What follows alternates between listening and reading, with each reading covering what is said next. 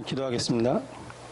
주님 감사합니다. 오늘 이 시간 주께서 불러주신 이 교회에서 주의 말씀을 나누고 또한 저희 선교에 대해서 또 나눈 시간 갖고자 합니다. 주께서 주신 말씀이오니 잘 나누게 하시고 저와 또 같이 또 이렇게 말씀을 듣는 저희 교인 모든 분들께 주께서 도전 주시고 주께서 인도해 주옵소서. 감사하고 예수 그리스도 이름으로 간절히 기도했습니다. 아멘.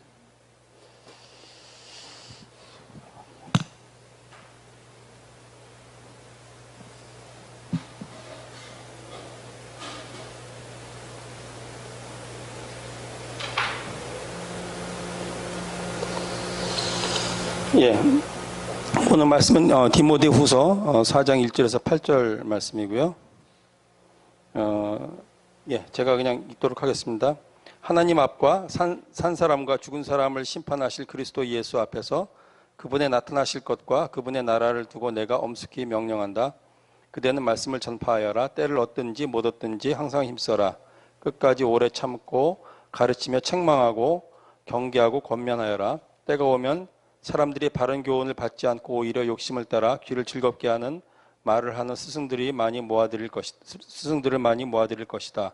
또 그들은 진리에서 돌이켜 허황된 이야기에 귀를 기울일 것이다. 그러나 그대는 모든 일에 정신을 차리고 고난을 받으며 전도자의 일을 하며 그대의 임무를 다하여라. 나는 이미 부어드리는 제물과 같이 제물로 드려졌고 세상을 떠날 때가 되었다.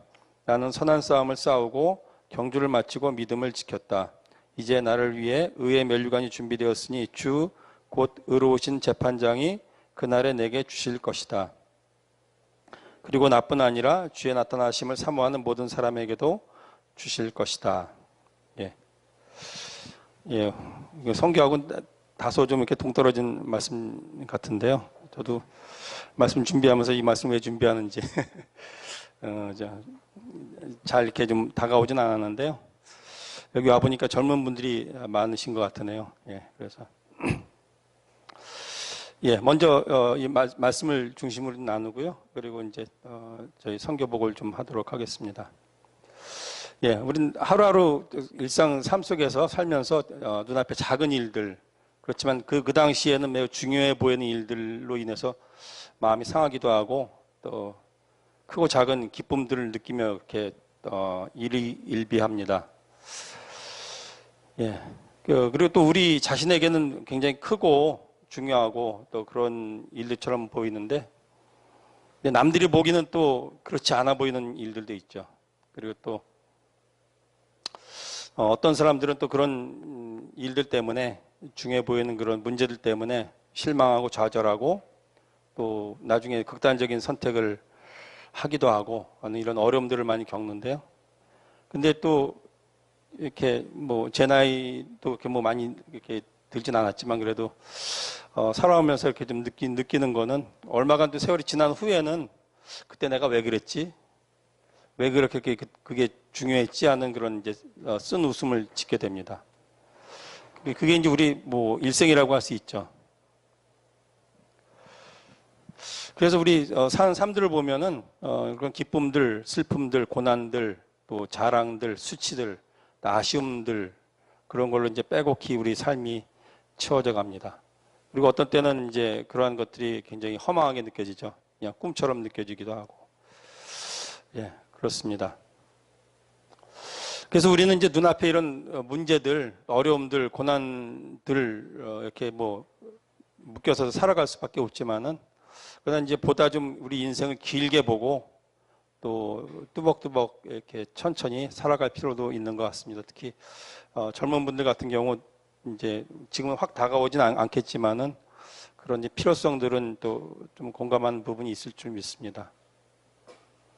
그래서 오늘 여기 본문 말씀은 사도 바울이 감옥에 갇혀 있으면서 자기의 이제 죽을 때가 가까운 것을 알고 자기 제자이자 이제 영적인 아들인 디모데에게 이게 마지막으로 주는 그런 권면의 말씀이라 할 수 있고요.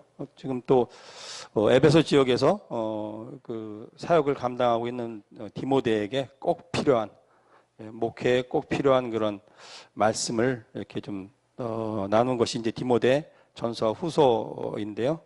특히 이 뒤에 말씀은 이제 그 유언과도 같이 마지막으로 남기는 그런 말씀이라고 할 수 있습니다. 그래서 이 말씀을 통해서 우리 삶에서 이제 우리가 일관적으로 지속하며 또 생각해야 될 건 무엇인지, 또 우리가 추구하는 그런 유익한 열매는 무엇인지 한번 생각해 볼 수 있으면 좋을 것 같습니다. 예, 첫 번째로 여기 제게 다가온 표현은요, 여기 하나님 앞과 재판장으로서 산자들과 죽은 자들을 심판하실 그리스도 예수 앞에서 살아가는 삶이라는 그런 부분입니다.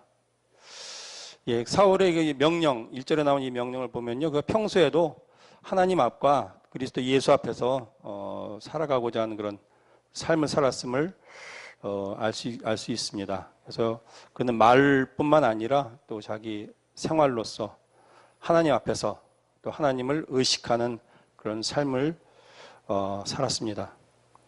예, 하나님 앞에서 산다는 것은 항상 그분이 나를 지켜보신다, 나를 지켜보신다, 나를 살피신다.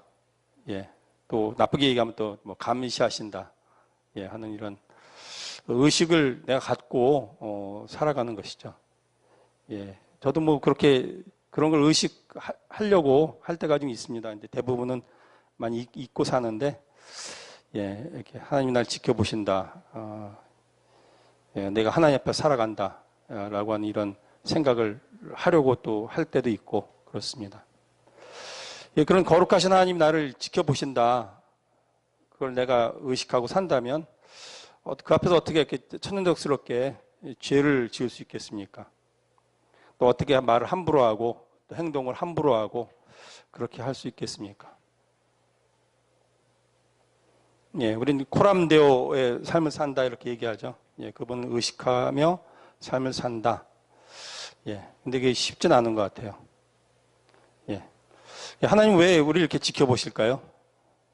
왜 이렇게 우리를 지켜보실까요? 예, 물론 이제 다른 사람들의 삶도 다 지켜보시고, 예, 다 기록해 놓으시죠. 그래도 특별히 우리의 삶에 주목하는 것은 우리가 그분의 자녀이기 때문에 그렇습니다.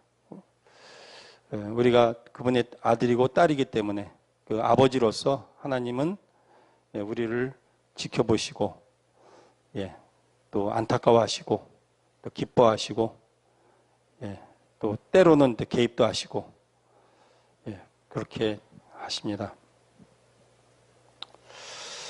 예, 그리고 또 뭐 죽었다 깨어나는 그런 체험을 하는 분들, 임사 체험자들 이런 얘기가 가끔씩 이렇게 들리기도 하고, 그렇죠. 그런 책들을 보기도 하고 그렇게 되는데, 또 며칠 전에도 한 분이 죽었다 살아 사신 분이 있으시죠.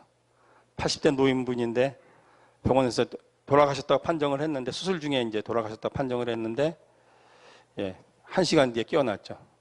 예, 그래서 이제 그런 경우가 있는데, 그런 분들의 얘기를 들어보면 우리 영혼이 죽자마자 몸에서 벗어나서 굉장히 캄캄한 터널 같은 데를 지나간다고 합니다.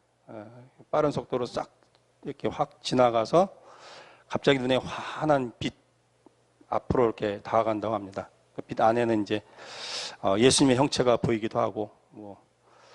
근데 그거는 이제 자기 믿음에 따라 좀 달리 보는 것 같아요.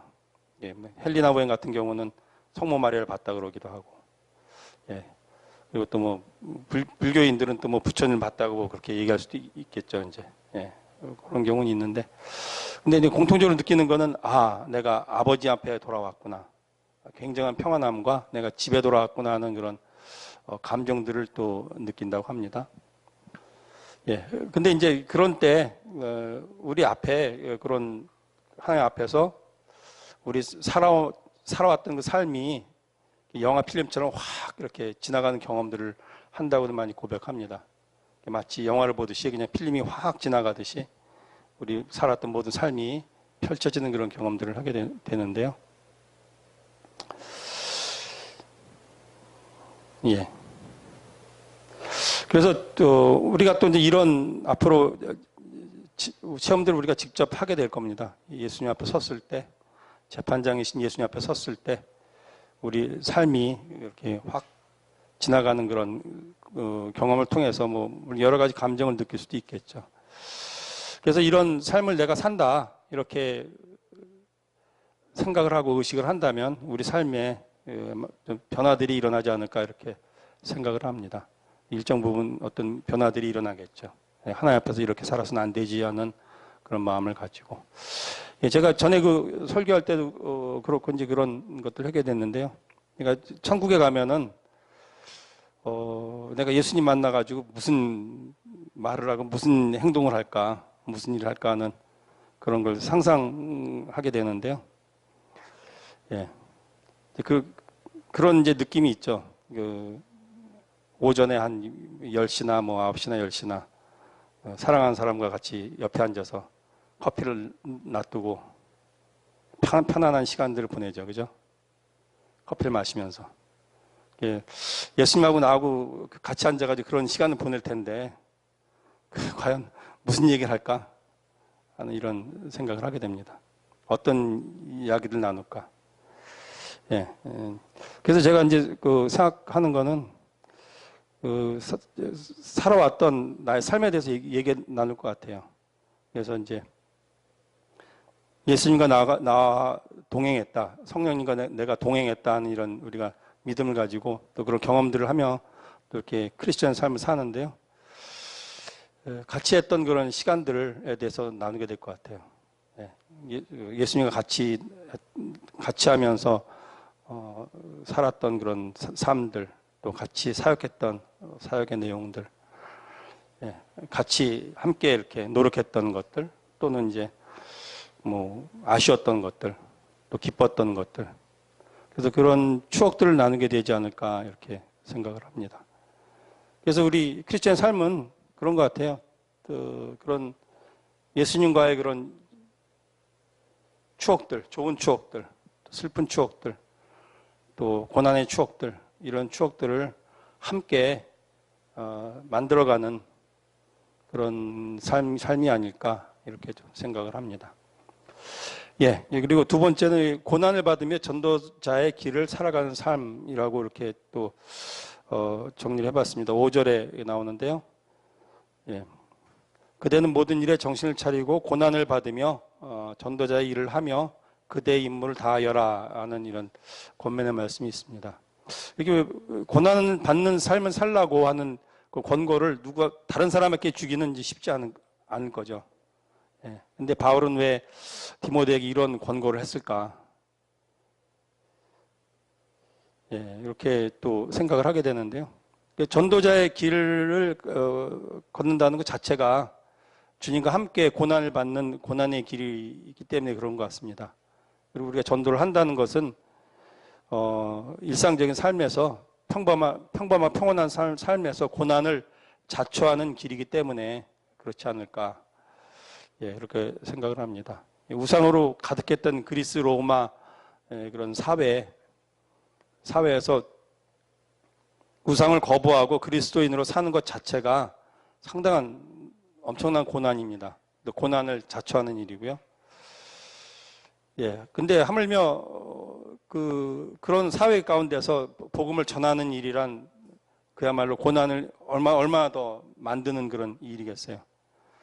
예, 계시록 보면 이제 기억은 잘 못하는데요. 그런데 우상을 이렇게 멀리 하라는 그런 이제 권면을 한 도시가 한 군데 있어요. 그래서 이제 계시록 3장 4장 2장 3장에 보면은 이제 여러 교회들에게 권면하는데 그 중에 한 교회에 이제 그런 우상과 관련된 권면을 하는데 이게 굉장히 제가 다른 그때 자료들을 보니까 굉장히 쉽지 않은 일들이더라고요. 그래서 특별히 왜 그러냐면은 그 도시에서 사는 크리스천들이 살아가기 위해서는 자기가 이렇게 어떤 기술을 가지고 어떤 그런 일들을 하고 또 상업을 하고 이런 일들을 하는데 도시에 사는 사업가들이나 장인들이 대부분 나중에 이제 길드라고 그랬죠. 이제 그런 일종의 조합. 예, 그런 사람들의 조합에 가입을 해야 돼요. 가입이 되지 않은 사람은 일을 못 하죠. 그 분야의 일을 못 하는데. 근데 문제는 도시에서 조합에 가입을 하면은 불가피하게 조합 모시는 신에 대해서 제사를 드려야 돼요. 제사에 참여하고 제물을 드리고 그 제물로 드린 또 음식들 같이 나눠 먹고, 예. 그렇지 않으면 먹고 살기 힘든데, 예. 그 조합에서 쫓겨나는데, 그런데 그런 사회 가운데서 우상을 멀리하고 제사에 참여하지 마라, 그 제물로 바쳤던 음식을 먹지 말라 하면은, 예, 그건 거의 자기 생존권을 포기하라는 말하고 이제 거의 비슷하죠. 예, 그래서 이제 예, 이런 것들이 굉장히 큰 고난이었을 것 같아요. 그렇지만 이제 사도 바울 자신이 그런 고난의 삶을 살았고 또 자기가 그렇게 살았기 때문에 디모데에게 그런 삶을 살라 이렇게 한 것 같습니다. 예, 7절에 보면 사도 바울이 그런 고백을 하죠. 선한 싸움을 싸우고 경주를 마치고 믿음을 지켰다라고 말합니다. 그래서 전도자는 또한 살면서 이렇게 자기 삶 가운데서 치열한 영적 전쟁을 또 싸워야 돼요. 예, 그리고 또 내 자신이 그런 치열한 영적 전쟁의 삶을 살아야 될 뿐만 아니라 영적 전쟁을 싸워야 될 뿐만 아니라 나와 함께하는 그런 제자들, 내가 키웠던 그런 제자들에게 그런 선한 싸움을 싸우도록, 선한 영적 싸움을 싸우도록 격려하고 또 이렇게 지도해야 합니다. 또 도와야 합니다. 예, 선교지에서는 또 이런 일들이 당연히 많이 있겠죠. 예, 내가 그런 선한 싸움을 싸우고 우상을 멀리하고 치열한 그런 삶을 살아야 함과 동시에 또 내가 키우는 그런 사람들, 예, 그런 사람들이 그런 삶을 살도록 적극 돕고 또 양육하고 또 그렇게 해야 되겠죠. 예, 그래서 이제 구체적인 실천으로 여기 말씀을 전파하라, 때를 얻든지 못 얻든지 항상 힘써라라고 이제 2절에 권면을 하고 있는데요. 예, 해외에 나가 있는 선교사나 또 국내에서 또 어떤 사역자들뿐만 아니라 일상의 삶을 사는 그리스도인들은 누구나 전도자라고 이제 모두 알고 있죠, 그죠? 예, 그걸 모르는 사람은 없을 것 같습니다. 예, 그렇기에 이제 우리 각자가 우리가 살고 있는 것이 어디든 또 내가 하는 일이 무엇이든 우리 주위에서 내 주위에서 사람들에게 복음을 전하고 또 복음을 전달받은 사람들을 양육하고 예, 그런 사람들을 또 교회 그 일원으로 또 그런 일꾼으로 세워나가는 그런 일들을 계속해서 좀 해야 될 것 같습니다. 예. 이제 저 인도에 살면서 이렇게 복음을 전할 기회는 많이 없는 것 같아요. 생각보다는 이렇게 많지는 않고요.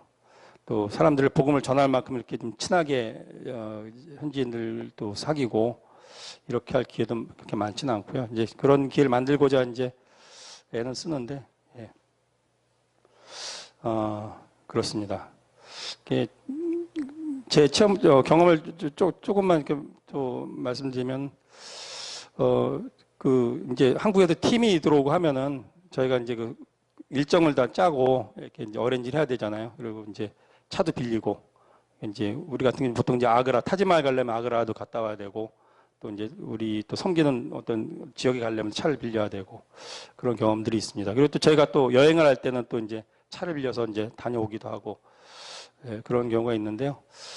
예, 저는 이제 그런 경우에 이제 최소한 그 운전하시는 기사분들하고 앉아서 보통 뭐 한 아그라만 갔다 와도 왕복 한 6시간 걸리니까, 예, 그러면 그 시간은 꼼짝없이 이제 같이 있어야 되는 시간이니까, 그래서 이제 그런 시간을 활용해서 이제 그 상대방이 영어를 좀 잘 하는지 이제 확인해보고 영어를 좀 잘 하는 경우에 이제 전도하는 그런 얘기를 좀 합니다. 그래서 이제 간단하게 얘기하면은 이제 가톡을 하죠. 예, 이제 당신 힌두교 신들 중에 어떤 신을 믿느냐 이렇게 질문을 하고 어떤 신을 믿는다고 하면 이제 제가 아는 상식 범위 내에서 이제 그 신에 대해서 같이 이제 얘기 나누고 그러면서 이제 슬쩍 물어보죠. 사원에는 일주일에 몇 번 가냐, 예, 어느 정도 믿고 있냐 하는 그런 걸 확인을 하고요. 그러면서 이제 나는 크리스찬이다 얘기하고 이제 우리가 믿는 신은 누구고 우리는 어떤 식으로 믿고 이렇게 한다 하는 이 얘기를 이제 하나하나 풀어갑니다. 그래서 상대방의 얘기를 듣고 그 이제 맞는 대응을 하고 그다음에 내가 믿는 크리스천 예수님에 대해 소개하고 하는 식으로 이제 이렇게 얘기를 하고요. 그래서 이제 한 서너 번 해봤습니다. 그렇게 해보고 한번 저희가 이제 그 마날리로 여행을 갔다가 이제 레라는 곳에 거쳐서 그 지역을 보고 그 다음에 다시 이제 델리로 돌아오는 거 여행을 했던 적이 있는데 그때 이제 저희 똑같은 운전기사하고 한 3일 정도 같이 다녔어요. 내내. 예, 그때도 이제 좀 시간을 만들어서 이렇게 이제 보다 깊이 있는 얘기를 하고 그 친구는 이제 티베트 불교를 믿는 그런 사람이었는데 예, 그래서 이제 불교에 대해서 또 윤회에 대해서 예, 그 다음에 그 윤회를 목표로 한 그 사람 지금의 삶에 대해서 이렇게 이제 물어보기도 하고 또 이제 그에 대한 제 의견들을 얘기하기도 하고 예, 그런 식으로 하면서 보다 깊이 있게 얘기했고 나중에는 이제 축복하는 기도를 해주겠다 하면서 이제 영적 기도를 하도록 유도하는 것까지 해가지고 이제 성공을 한 적이 한 번 있습니다. 그래서 이제 여기는 환경이 좀 그런 종교에 대해서 얘기하는 게 상당히 좀 쉽지는 않죠, 그죠? 한국에서는 그게 쉽지 않은데 인도는 그런 면은 편한 것 같아요. 거의 모든 사람들이 다 종교를 갖고 있고 그걸 당연하게 여기고 또 자기는 신에 대해서 얘기하면은 굉장히 이제 좋아하는 그런 측면이 또 있는 것 같아요. 그래서 이제 그렇게 이제 경험한 적이 좀 있습니다. 예, 제가 저희 선교 보고 겸 하도록 하겠습니다. 이거 뒤로 넘기는 거 어떻게 하죠? 아, 키보드. 요거를 예. 이렇게 밑으로 예. 올라가는. 예. 예. 저희 가정은 떠난 지가 2년 됐습니다. 예. 그래서 이제 전에 절 보신 분들도 있으시겠지만 또 처음 보는 분들도 있으니까 예.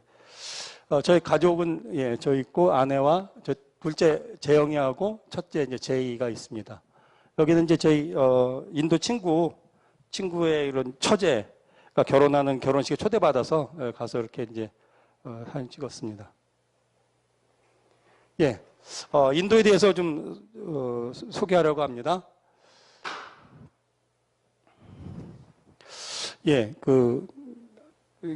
한국 교회에서는 자꾸 이제 인도에서 선교지라는 그 얘기하고 그다음에 이제 주로 선교하는 사람들에 대해 소개하다 보니까 인도가 상당히 가난하고 후진국이다 이렇게 하는 인상이 굉장히 좀 강한 것 같아요. 그런데 이제 실제적인 이제 다른 측면의 인도를 좀 얘기하면요, 인도는 서남아시아권 제 1위의 패권국입니다. 그래서 동남아시아에서 중국하고 위치가 비슷하고요. 2030년 이후에는 미국과 중국을 앞질러서 미국, 중국, 인도 이렇게 3대 경제대국을 이룰 그럴 것으로 예상되는 나라입니다. 1990년 초반에, 90년대 초에 경제 자유화 조치를 합니다. 그러니까 네루 시대에, 그러니까 이제 인도가 독립하고, 예, 1990년대까지, 90년 초까지 인도는 정치는 민주주의, 경제는 사회주의였어요. 사회주의 계획 경제를 하던 나라인데 그 체제를 바꿔서 자본주의로 완전히 넘어가서 그런 경제 자유화 조치를 합니다. 그 이후에 매년 5%, 6%, 7% 빠른 속도로 성장하고 있고요. 2015년 기준으로 해서 GDP 규모가 세계 7위입니다. 우리나라의 한 2배 정도 되는 규모를 갖고 있고요. 구매력 기준 GDP로는 세계 3위입니다. 그래서 중국, 미국, 인도 이렇게 되어 있습니다. 굉장히 다른 이미지죠. 예. 그렇지만 여전히 후진국 프레임에 갇혀 있는 그런 후진형 사회 구조를 갖고 있습니다. 그래서 그 빈부 격차가 엄청납니다. 인도 중산층 인구는 약 3억 명 정도 되고요. 이분들은 차를 소유하고 운영할 능력을 갖춘 그런 사람으로 이제 얘기를 하고 있습니다. 보통 빈곤 인구는 29.8% 정도 되고요. 이 계층에 이제 문명층이 많습니다. 예, 문명률이 이제 여기 나와 있는 대로 이들 이제 인구 중에서 예, 전체 문맹률은 29.8% 정도 된다고 합니다. 예. 그리고 사회 경제 인프라의 후진성이 있고요. 그다음에 여전히 관습적으로 카스트 신분제가 좀 남아 있습니다. 그리고 인종, 계급, 종교적 갈등이 항상 잠재되어 있습니다. 인도인들은 세계 최대 영어 사용국이고요. 인도는 영어는 인도에서 누구나 배우고 싶어하는 그런 보편 언어입니다. 이 얘기는 뭐냐면은 인도 역사에서 인도 전국을 커버하는 그 첫 번째 언어가 영어예요. 힌디어가 아니고. 지금도 전국을 커버할 수 있는 언어는 영어입니다. 예, 그 힌디어를 예. 그래서 힌디어가 이제 북인도의 대표적인 언어인데요. 힌디어를 사용하는 인구는 41%밖에 되지 않습니다. 그리고 이렇게 보다시피 많은 다양한 그런 언어들을 갖고 있습니다. 그래서 이제 만약에 내가 경기도 사람이다. 만약에 구리에 산다 그러면은 제가 쓰는 제일 원어는 구리어입니다. 구리 언어고요. 그 다음 언어는 경기도 언어입니다. 예, 그 다음에 힌디나 영어입니다. 예. 그래서 만약에 경기도에서 강원도로 이렇게 제가 여행을 가거나 하면은 예, 만약에 사역을 간다 하면은 통역을 바꿔야 돼요. 예, 강원도어를 사용하는 통역을 따로 써야 합니다. 예, 종교 상황이 이렇습니다. 힌두가 한 80%, 기독교는 2.3% 이렇게 돼 있고요. 예, 여기는 이제 다른 통계인데요. 예, 기독교가 이제 5.8%, 그 다음에 7천만 명의 그 인구가 있다 하는 이런 다른 통계도 있습니다. 이제 2013년 11월 18일 보도됐던 건데요. 예, 좀 편차가 있습니다. 실제 인구 센서스에 나오는 그 종교 그 통계하고 또 기독교 쪽에서 이제 그런 통계를 잡는 그 인구하고는 좀 차이가 좀 있습니다. 그래서 인도가 7천만이라는 인구를 기준으로 볼 때는 세계에서 8번째로 큰 기독교 국가라고 이렇게 얘기를 합니다. 그래서 이런 이미지도 상당히 다르죠. 예, 우리나라 인구보다 훨씬 많은 인구가 기독교인이다 하는, 또 실질적인 기독교 국가다 하는 이런 얘기는 좀 우리가 익히 알고 있는 거하고는 좀 다른 것 같습니다. 그래서 인도의 기독교 역사는 2000년이고요. 성도마부터 시작해서 꾸준하게 그 기독교 역사가 오고 있습니다. 예, 기독교 인구가 많은 그 순서대로 이렇게 정리한 도표입니다. 그래서 나갈랜드, 미조람, 메갈라야, 그다음에 마니푸르, 여기는 다 동북부 지역입니다. 그래서 예, 인구가 실제적으로 얘기할 때는 한 70%에서 95%까지. 예, 전체 인구에 그렇게. 근데 이제 여기는 인구가 그렇게 많지 않습니다. 인구 규모가 크지 않은 그런 지역이고요. 그리고 이제 다른 지역이 이쪽에 케랄라하고 이쪽하고 이쪽에 고아하고 이쪽에 이제 기독교 인구가 많고 저쪽 동북부 지역은 20년대 19세기 말 20세기 초에 미국 선교사들에 의해서 개척된 지역입니다. 그래서 좀 선교 역사가 그렇게 길지는 않고요. 대신에 이제 케랄라나 타밀나두 고아 쪽은 이제 전통적으로 기독교 지역으로 내려오는 지역이고요. 예, 큰 교회들도 많고 안정된 지역입니다. 그래서 여기서 두 개의 전선 이렇게 얘기를 하는데요. 예, 이쪽에서 북쪽으로, 그다음에 동북부에서 서북쪽으로. 그래서 두 개의 선교 전선이 되어 있습니다. 그래서 세계 선교사 파송 순위를 보면요. 예, 이쪽에 저쪽 그 세계 기도 정보 보면은 인도가 세계 3위로 되어 있습니다. 한국이 4위로 되어 있고요. 그래서 인도의 선교사 숫자는 82,950명. 그러니까 현지 인도인 선교사를 말합니다. 그리고 이제 한국보다 굉장히 많죠. 예, 저 숫자는 여긴 또 이렇게 2만, 만 이렇게 되어 있는데요. 차이가 나는 부분은 뭐냐면은 저쪽은 카톨릭, 카톨릭 쪽 그 선교사하고도 아니다. 이쪽이 그렇구나. 인도는 참 그런 구분이 잘 없습니다. 개신교하고 카톨릭하고 잘 구분 안 하고요. 그래서 합쳐서,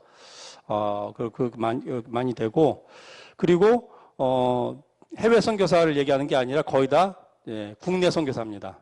그래서 아까 말씀드린 대로 밑에서 케라라 지역에서 그 북쪽으로 올라간 선교사들, 그리고 동북부에서 서쪽으로 간 선교사들, 이들을 얘기합니다. 거의 대부분이. 근데 우리 참 이해하기가 쉽지 않은데요. 남쪽에서 북쪽으로 올라간 선교사들, 특히 그분들 같은 경우는 가서 언어를 새로 배워야 됩니다. 그리고 문화에 새로 적응해야 됩니다. 타문화권 선교예요. 음식도 전혀 다릅니다. 그래서 해외 선교사들 못지않게 상당한 그 어려움을 겪을 수 있는 그런 선교사들입니다. 그렇지만 인도엔 여전히 456개 언어를 쓰는 2611개 미전도 종족 그룹이 있다고 보고 있고요. 전체 인구의 80%가 한 번도 복음을 접하지 못한 전 세계에서 복음화율이 가장 낮은 나라입니다. 여전히 그렇습니다. 그리고 이쪽에 있는 것을 보면요. 인구의 40%에 해당하는 상층 카스트는 버려지고 잊혀진 족속이 되고 있다. 이게 인도 기독교의 큰 특징인데요. 특히 개신교 선교의 거의 대부분은 가난한 천민, 불가촉 천민들에게 집중이 됐어요. 그래서 기독교 인구의 70%를 차지하는 분들이 가난한 사람들입니다. 천대받는 사람들. 복음이 더 쉽게, 그리고 집단적으로, 그리고 이제 소수 부족들이 많기 때문에 집단적인 그런 개종들이 가능했고 그렇습니다. 그래서 대부분 선교사들에 의존하는 미자립 교회입니다. 그래서 흔한 말로 얘기하면은 선교사들은 봉입니다. 그 다음에 선교사 한 명을 잡으면 그 현지 교회나 그 목회자는 완전히 로또 잡은 거죠. 그래서 이제 이런 얘기가 나옵니다. 해외 교회 봉사와 재정 지원의 중단이 시급하다라고 현지 선교사가 얘기할 정도의 그런 어려움들도 좀 있습니다.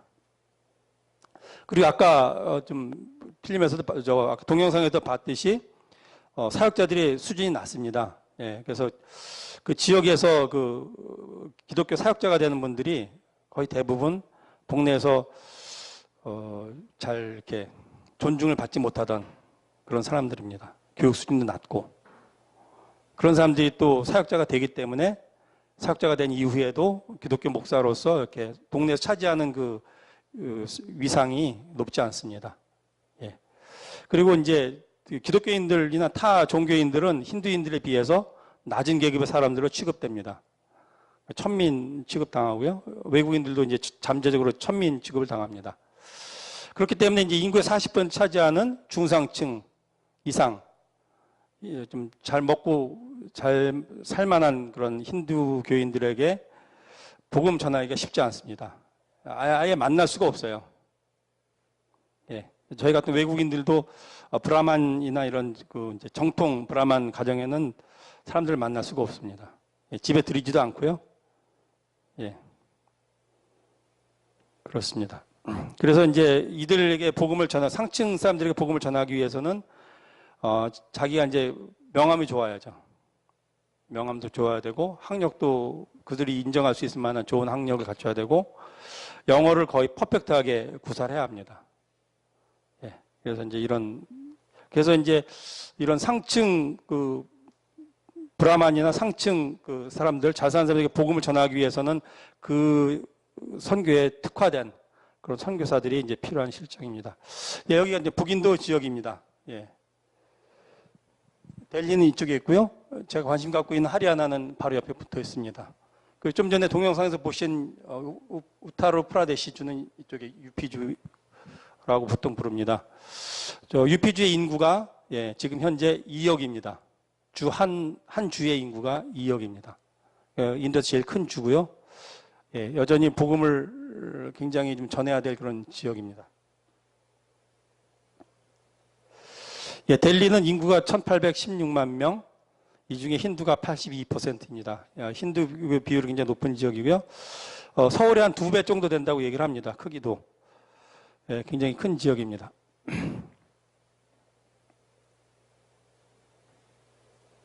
예, 그리고 제가 이제 속해 있는 저희 팀을 소개하도록 하겠습니다. 예, 저희 그 온누리교회, 온누리교회와 또 제가 속한 TIM 선교회에서 인도의 그 파송에서 지금 활동하고 있는 팀은 두 팀입니다. 한 팀은 이제 델리에 있는 델리 팀이고요. 그리고 다른 한 팀은 이제 실리구리라고 이제 아까 얘기한 동북부로 가는 그 이제 그 입구 쪽에 도시가 있습니다. 그래서 거기 실리구리라는 도시에 한 팀이 이렇게 있습니다. 그리고 이제 저는 이 델리 팀에 속해서 사역을 하고 있습니다. 그래서 이제 어영선, 박미선 선생님, 그 다음에 이연아 선생님, 예, 그 단기로 이제 최은경 선생님이라고 계셨는데 이제 좀 그분은 끝났습니다. 임기가 끝났고. 그리고 이제 현지 사역자가 산딥과 안일 이렇게 두 사람이 있습니다. 예, 그리고 저희는 이제 곧발푸르라는 지역에서 곧발푸르 교회를 운영을 하고 있습니다. 그리고 지금 1대1 제자 양육 세미나를 북인도 지역에서 진행을 하고 있고요. 그 다음에 저희 온누리교회에서 이제 그 청소년 전반 개척 팀이라는 훈련팀이 이제 매년 들어옵니다. 그리고 이제 예수 제자 훈련학교 팀들이 또 들어오고, 그래서 아울리치를 지원하는 그런 일들을 하고 있습니다.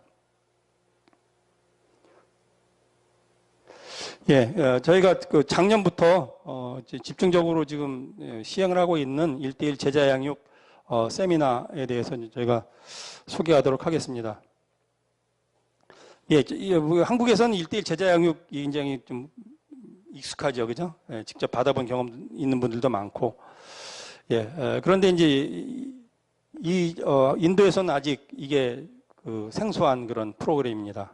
생소한 프로그램이고 경험하는 사람도 거의 없고, 예, 그래서 이제 저희가 그 북인도 지역에서 CPM, 그러니까 이제 교회 개척 운동을 하고 있는 단체가 있습니다. 그래서 여기 컨선이란 굉장히 큰 단체가 있는데 이 단체와 협력을 해서 작년부터 또 시작을 했습니다. 그래서 1차 첫 번째 단계로서는 지역별로 제가 돌아다니면서 교회마다 돌아다니면서 그런 세미나를 해주고 있습니다. 그래서 그 1박 2일의 프로그램으로요, 그 1대1 전 과정을 이렇게 한번 이렇게 쭉 훑어주는 그런 세미나를 진행하고 있습니다. 지금까지 한 20여 회 시행을 했고요. 예, 굉장히 광범위한 넓은 지역에 걸쳐가지고 제가 시행을 했습니다. 그래서 이제 어떤 형태냐면은 여기 이제 목사님 계시잖아요. 여기 그 말씀교회가 있으면은 그 말씀교회에서 개척한 다른 가정교회들이 있어요. 그래서 농어촌 같은 데 가면은, 농촌에 가면은, 한 중간 정도 되는, 조금, 한 100여 명, 200여 명 되는 교회가 있다고 하면은 그 교회에서 이제 그 목사님이 이렇게 제자를 삼아서 이렇게 개척한 그 교회들이 쫙 있는데, 뭐 적으면 한 20, 30개, 한 10개부터 많은 경우는 뭐 몇백 개 교회를 개척하고, 그러니까 그 교회라는 거는 그러니까 가정교회. 우리 따지면 한 구역 정도밖에 안 되는 그 규모의 그런 조그만 교회들을 이렇게 이제 개척을 했죠. 그래서 보통 한 목사님 밑에 이제 사역자들이, 이제 그 목사 안수를 받은 사역자들이 한 10여 명에서 한 20여 명 이렇게 있습니다. 그래서 이제 어느 교회 한 군데에 컨택을 하면은 그 목사님들을 한 군데로 다 모아서 저희가 교육을 하게 됩니다. 예. 그렇게 하고 이제 저희가 가르치고 그 사람들을 이제 그 직접 해보도록, 1대1 해보도록 이제 했는데, 그 결과 이제 저희가 2단계로, 올해 3월 6일부터 9일 사이에 델리에 이제 그분들을 좀 모아서 한 50여 명 모아서 이제, 재훈련 세미나를 했습니다. 지금 어떻게 하고 있는지 좀 확인하고, 그 다음에 그들의 필요한 이제 재훈련, 여기 한국에서 강사가 가서 이제, 훈련했습니다. 그리고 이제 3단계로는 이제, 또 계속 꾸준하게 그 1대1을 시행하는 그 교회들 상대로 해서 그 교회에서 이제 한두 명씩 사람들을 받아서, 예, 제자 훈련 학교의 형태로 진행을 하려고 합니다. 그래서 한 20주 정도 과정을 해가지고 합숙을 하면서, 예, 훈련을 하고 그 다음에 파송을 하는 그런 양육을 하려고 합니다.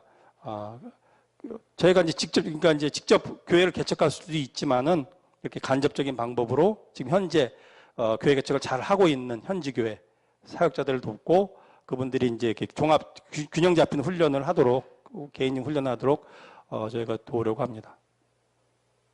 예, 저희 어영선 선교사님이 이제 강의를 하신 저희 프로그램을 소개하는 그런 모습입니다. 예, 저희가 갔던 교회에서 저희가 세미나 진행하는 그런 모습입니다. 예. 저는 이제 한 20여 군데 가운데 이제 3군데를 가봤고요. 제가 이제 일부 과목들을 맡아서 이제 강의를 좀 했었습니다. 근데 저희 본부에서 제가 아직도 이제 언어 연수 과정에 있기 때문에 되도록 하지 마라는 이제 그런 지시가 있어서 이제 전 빠졌습니다. 예, 저희가 섬기고 있는 곶발프로 지역의 이제 모습입니다. 예, 곶발프로 지역을 표시한 것이고요. 예, 저희 곶발프로 교회는 2013년 11월에 저 이현아 선생님이 이제 개척하신 방과후 교실 학부모들을 저희가 접촉하기 시작했고요. 그래서 2014년 9월 달에 학부모들을 중심으로 한 5가정 모여서 교회를 시작했습니다. 그리고 이제 저희가 계속해서 지금까지 이제 해오고 있는데요. 예, 예배 및 목회 사역하고 있고요. 주일학교, 주중에 이제 방과후 학교를 이제 같이 하고 있습니다. 현재 상황은 이제 주일학교 재적 어린이들이 80에서 90여 명, 성인 예배 꾸준히 나오는 분들은 한 20여 명 됩니다. 그리고 청소년 성경학교 15에서 20명, 이제 중고등학생들 이상 되는 사람들이고요. 지금까지 세례는 한 10여 명이 받았습니다. 예, 저희 사역에 대해서는 이 정도로 하도록 하겠습니다. 예. 그래서 이제 이런 선교 사역과 그 다음에 각자의 그런 삶 속에서 우리가 전도자의 삶을 살고 또 말씀을 전파하고 하는 이런 삶을 사는 그런 삶을 살 때 우리가 가지고 있는 이제 그런 소망이 있죠. 8절에 보면 나를 위해 의의 면류관이 준비되어 있다라고 이제 사도 바울이 말씀하고 있습니다. 그래서 그 의로우신 재판장이 사도 바울뿐만 아니라 저와 또 여러분에게도 그런 의의 면류관을 주실 것이라는 그 소망을 저희가 갖습니다. 왜냐하면은 사도 바울 말씀하시기를 나뿐 아니라 주의 나타나심을 사모하는 모든 사람에게도 주실 것이다 라고 이렇게 말씀하셨기 때문에 저희는 그런 우리 자신의 그런 면류관이 있다는 그런 소망을 가지고 이제 저희 또 선한 싸움을 싸우며 저희 인생의 길을 살아갈 수 있을 것입니다. 인생을 이렇게 길게 보고 살 때에는 눈앞의 이익이나 작은 문제들에 매여서 전전긍긍하지 않게 되고 좀 더 긍정적인 시각을 가지고 또 길게 보고 삶을 멋지게 살아갈 수 있지 않을까 생각합니다. 예, 감사합니다.